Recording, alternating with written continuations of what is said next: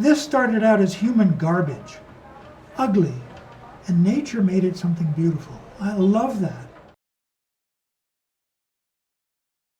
So I am a citizen of both the United States and Sweden. I was trained in nutrition for developing countries and worked in several countries, mostly in Sweden, with the government, with their support to nutrition to developing countries, including breastfeeding. And that's how I met a beautiful Brazilian woman in breastfeeding meetings. And we got married, and she moved to Sweden. And then we lived in the US and Sweden and South Korea, where I was professor of nutrition. And then I retired, and we moved to her hometown of Olinda in 2015. In 2012, I was at a beach over here, and I had heard that people were collecting pieces of glass, which sounds like a very strange thing to do. Who wants pieces of broken glass? And I looked on the beach over there, and I saw some glass that looked interesting. Not like ordinary broken glass, but a little different like this. And I got interested and started collecting it. And at that time we were living in Korea. So I began collecting in Korea and other countries. And then when I moved back to Brazil, I started taking the bus along the coast all the way up to the northern border of Pernambuco. But I didn't find sea glass, except here in Olinda. I found in a few places and began collecting it. And when we moved here from Korea, I brought 200 kilograms of it with me. Now when I take a walk on the beach early in the morning, these sea glass you see here, can they see it? This all came from beaches in Olinda in the last few weeks. When I find it, I put it in my pocket. So this glass starts off like regular broken glass, but we humans, we throw our garbage into the sea, and the sea destroys it, except for glass. The sea does not destroy glass, it turns the glass into an artwork. So you can actually find glass that looks like this.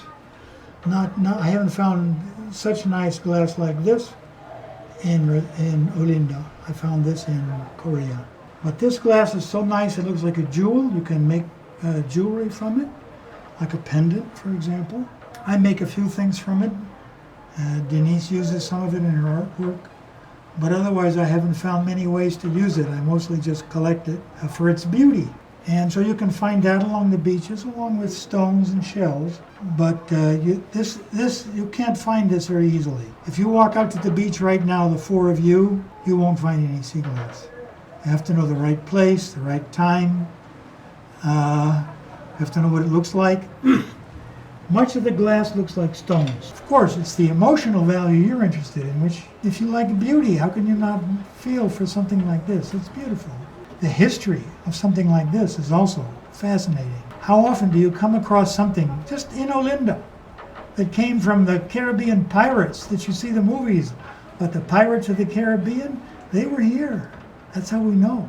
This type of glass, I call it jewelry. And then I divide it into colors. It's difficult. You can see some of these colors are quite similar. So I have many different colors that I divide them into, and many different qualities. And here we have white. And we have light green. And we have darker green. And we have brown. White again, white tops.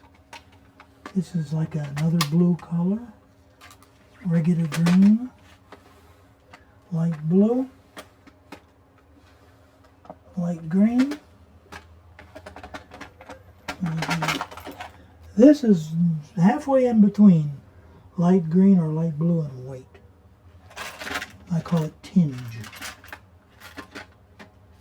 And here we have, this is a lot of it, different odd colors of green. Some of it's even black glass. You can see some of them looks black. Well, Denise, my wife, you can see that some of these containers actually say Denise on them. That's because this is glass that has one side that's broken.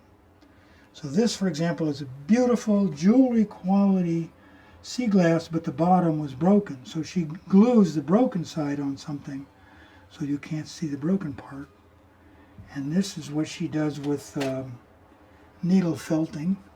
And she uses natural things like shells and sea glass that I provide for her. And we both have worked with breastfeeding, so we collect these breastfeeding sculptures from around the world.